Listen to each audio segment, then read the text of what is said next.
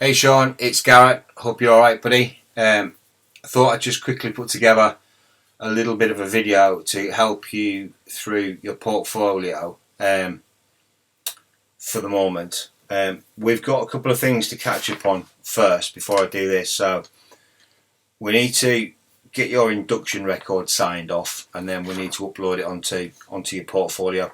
And we probably need to do some things in order as well, because whenever we upload anything onto a portfolio, it obviously leaves a date. So we don't want to be going further down the line for then someone to ask a question, why was the induction done several months after the qualification started, all that sort of stuff. So we just need to keep to a bit of best practice on that side of things. So number one is, let's have a catch up, let's try and get things all signed up and put on. But for the record, we agreed that anyway. We agreed that, you know, you got a job to head out to in abroad, and that the best way to do that would be for you, and you didn't have much time, so for you to shoot off, and would catch up shortly when you got there. What else do we need to do? So we need to set up a little bit of a professional discussion shortly, just for you to go through your history and all that sort of stuff, as in work history and experience, and what you do generally in the industry. So that just backs up sort of into the induction, and people can see that it's you and what you're all about. And then we need to set up an assessment plan for you for what you're doing over there. So it will be things like, you know, get your CV over, get that done. We need to look at getting you onto some form of professional development, and for you to produce a professional development plan, and then get you, I need you to consider the suggestion of you registering with some organisation like CIOB, maybe at student level, so you can one of your units is on professional development. So it wouldn't be a bad idea to really jump the queue and get onto that now and start doing some CPD. But let's cover that when we can meet, have a discussion over the internet, and go through some of these things. So, but in the meantime, when you log into your portfolio, you will see this dashboard. It looks like this, and you can see here that the evidence which you've already sent over to me in Dropbox, I've uploaded some of it into your submissions to your assessor. What I wanted to do was just to quickly go through that with you, in terms of what you need to do, or what I'm asking you to do is, as you're collecting evidence of the things which you're doing at work, it will be beneficial for both you and I that if you could upload these directly onto your portfolio.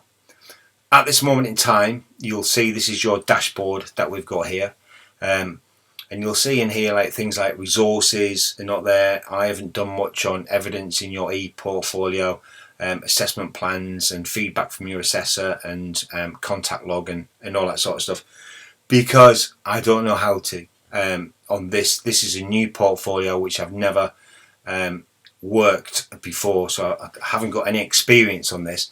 I am, however, or I've taken the opportunity to book myself onto an assessor's course, a little bit of a CPD event with Quals Direct about how assessors work this portfolio. So that is a week tomorrow that I'm on this course, and then following from that, I should be able to populate your portfolio, or this portfolio, quite well. So just bear with me for the time being for that side of things, but in between that time we can look at what you can do in between now and then, and going forward as well. You're going to have to continuously you're going to have to continuously upload evidence, so this will be the place to do it.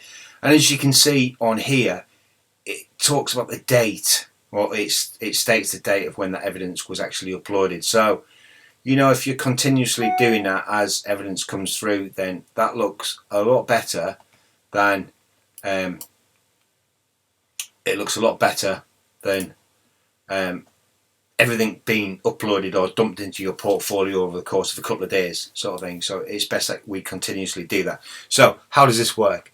So you're in your dashboard and you have a folder here. This is your upload folder. So you click on this upload folder, and then you've got 3 boxes: learn a journal, additional information, and submit evidence here. You click on your submit evidence and it's then going to bring you to this page here. It's talking about submitting evidence. And you know, first of all, probably what we want to do is to know which evidence we're going to be submitting, sort of thing. So I've just downloaded a folder for you of the stuff which you sent through. Now, in the previous evidence, if I just quickly click back on here, back again, I've uploaded for you Daily Safe Start was the last one that I did. So let's go back to that upload, submit evidence, and what you need to do is you put a title into the title box here. I'm just having a look at the evidence that's in here, and this is what it is. I believe a timesheet or timesheets for the guys. I think it is. So we can just put on here timesheets for the time being. We'll have a further discussion on this. I tell you what, let's backtrack. That's not the best. Yeah, let's use something else. Let's go back. Let's go my little finder here. Let's use the Daily Safe Start briefing as the evidence that you're going to potentially upload, even though we've done it. We can delete that anyway. That's cool. So you're going to put in the title in here, Shaun, just Daily Safe Start, or if you call it something else, Daily Safe Start briefing, dabs, nabs, whatever it is. But here, where we've got the evidence description and further information is really important, and I need you to think about when you're going to upload some evidence, the better the description that you put in here helps both you and me out, and the person who's going to be doing the IVing of your portfolio. And what we need to do is, when that evidence is being uploaded, we need to put it somewhere. We need to allocate it to some form or to some unit somewhere within the NVQ itself. So I'm just going to open up this document. I'm going to leave this bit on hold for the moment, and I'm going to quickly talk about the relevance of why it's important that we give something a good description. So here we have a document which is called an NVQ Tracker Level 6 Site Manager, and you can see here it's been named Mr. Shaun Gooch, and this is your NVQ on a page, and it's currently reduced down to 10% at the moment. So let me just open this up a little bit. Contains quite a lot of data, so it takes a little bit of time to upload up. Come on. Can be a bit touchy as well sometimes, and sometimes I need to close it completely down and reopen that document for it to work. Now, from a previous candidate, I've left some of his evidence in these bits here, just to help highlight and show you the benefit of using this tracker system. And so what happens when you submit some evidence in here, then we need to allocate that to some point or somewhere in your NVQ.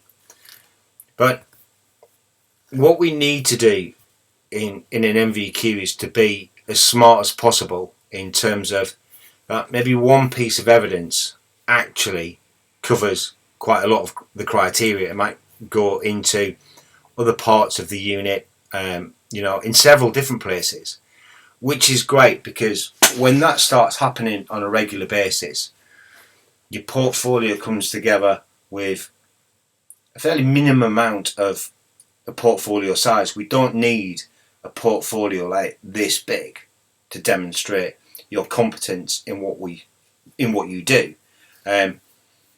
What we just need to do is to be savvy and look at where that fits, and then we can start crossing things off in terms of what's been achieved on your NVQ.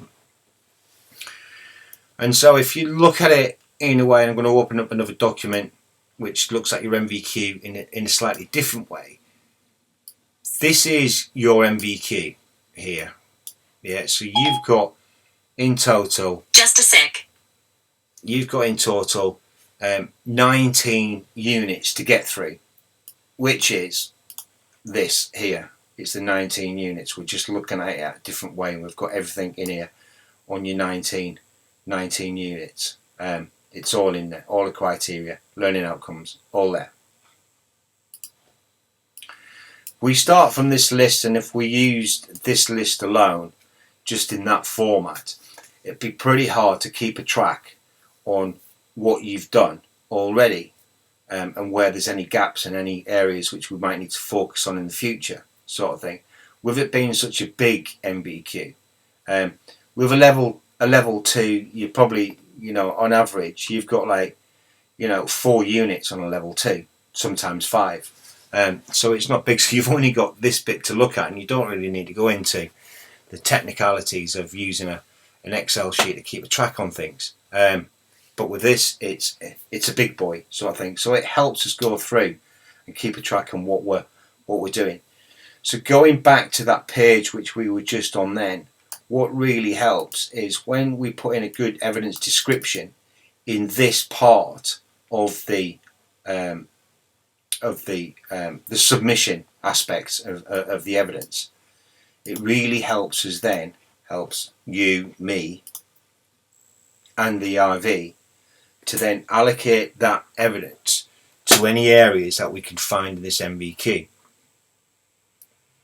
So one piece of evidence just doesn't satisfy one bit, it can satisfy several parts in the NVQ. So if you look, say for example, Shaun, and here we've got a method statement, and so this method statement, which was done by a company called Lima, they're a fit out company, Italian, work a lot in London.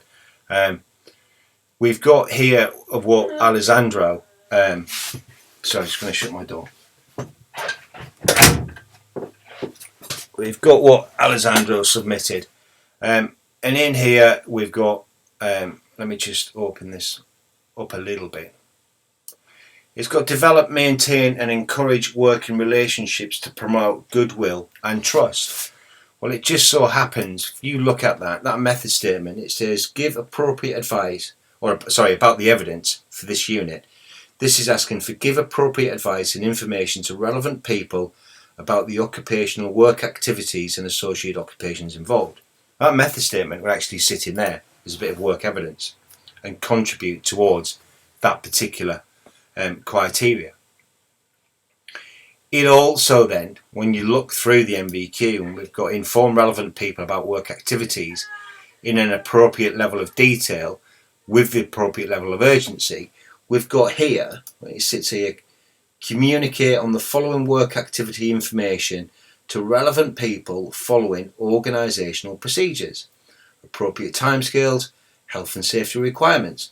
So that method statement is talking about health and safety requirements. So that sticks in there as well, even though really developing and maintaining good occupational working relationships within the workplace, you would think that really hasn't got much to do with health and safety. But actually, developing good working relationships has got a lot to do with safety on that side of things. So we can fit that in there. We can only fit it in there really without going too much into detail if you give me the ball with a good quality description. So I just wanted to go through some of the things which we've got here. It then fits into this bit, offer advice and help to relevant people about work activities and encourage questions, requests for clarification and comments. So when we have the method statement, we have the method statement briefing. So that is applicable to 3.1 in this particular unit, QCF 210 or D600 7079. Give appropriate advice and information to relevant people about the different methods of carrying out occupational work activities to achieve the required outcome. So with a method statement, sometimes you will pass that over to maybe the main contractor and they will view that sort of thing. So you're giving them advice about how you're going to do that work. So we look here, resolve differences in opinions in ways that minimise offence and maintain goodwill, trust and respect. And we've got engage regular discussions with relevant people about occupational work activities and or other occupations involved. Well, obviously within the method statement and a daily safe start briefing, we'd have that coordination aspect in there, which maintains goodwill, trust and respect. So that fits in there as well. So I don't know if we've got any more places on that. Oh yeah, we have. So we've got here, encourage a culture of health, safety and welfare on site and identify and implement improvements. So it fits in here as well. Examine and analyse current systems, procedures and facilities used or supplied for health, safety and welfare. And it goes on. It fits in there. It fits in there. We've managed to fit it in there and in there and in there. So I will delete obviously all of Alessandro's stuff, which is what he's done here, and we'll have a blank sheet for you, but this will help you and I enormously in terms of keeping a track where we are.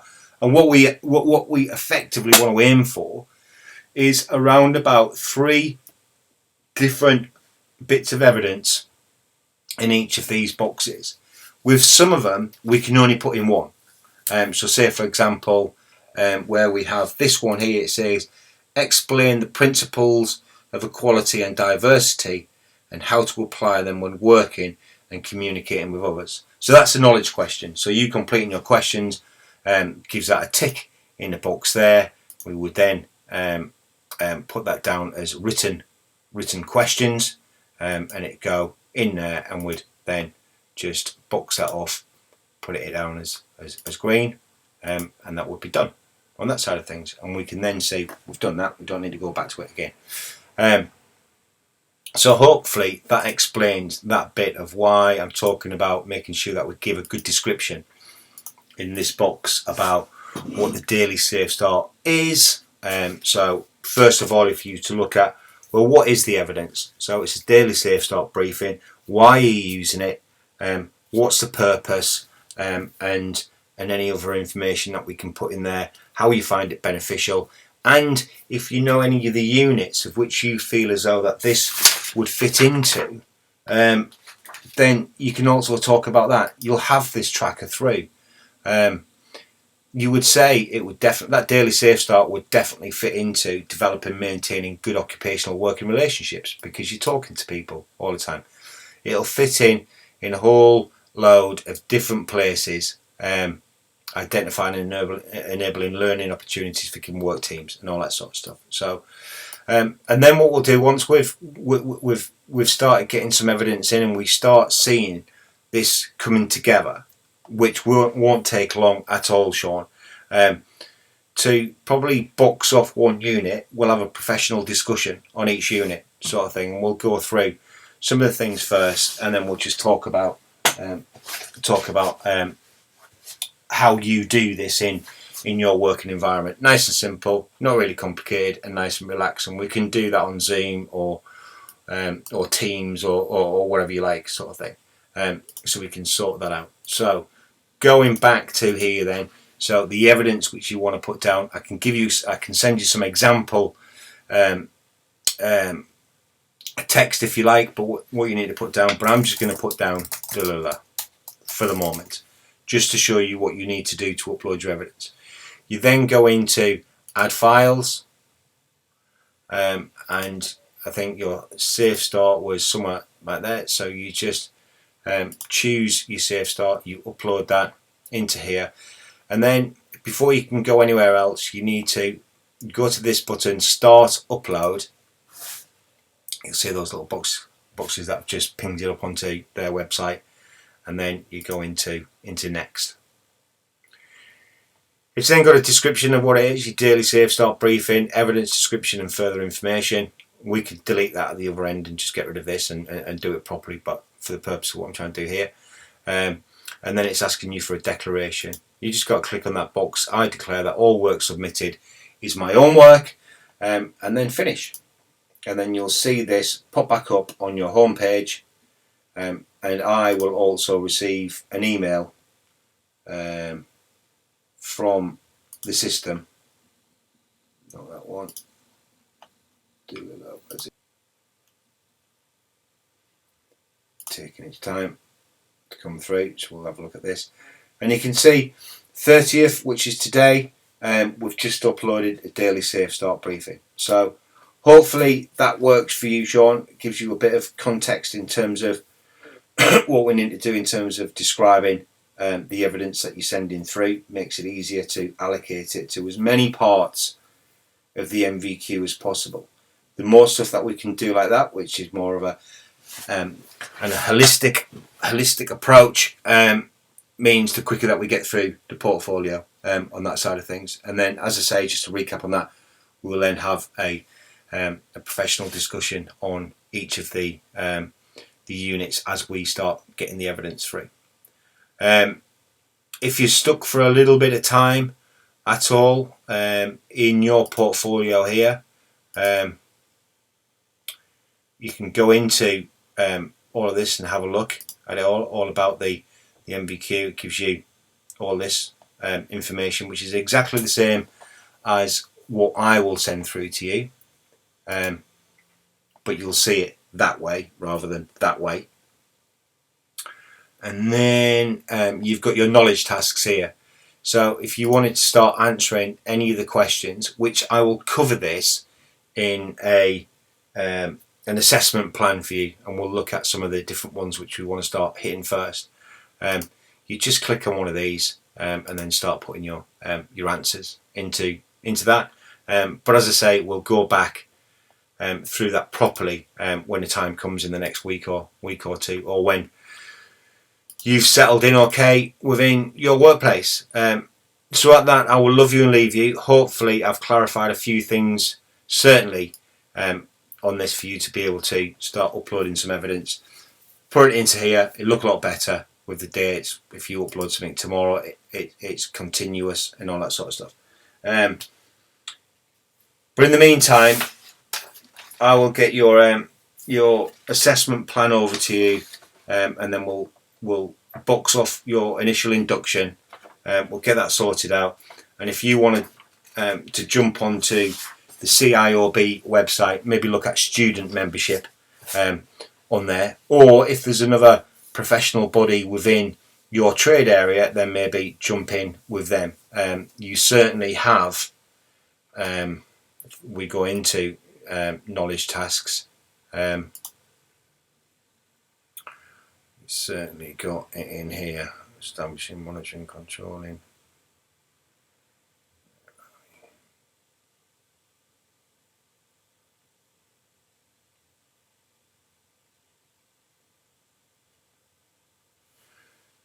It's not in, man. It's not in this particular bit. There we go. So managing, you've got this as Unit 8, managing professional development in a construction-related workplace. And these are your knowledge questions. So you'll have some evidence to submit, some hard copy evidence to submit that you are managing your own professional development on there. And what would look pretty good would be being working towards membership of a professional body on that side of things. So yeah, all right. I think I've gone on long enough, and I hope everything's all right, Shaun. And I'll speak to you soon. Take it easy. See you, mate.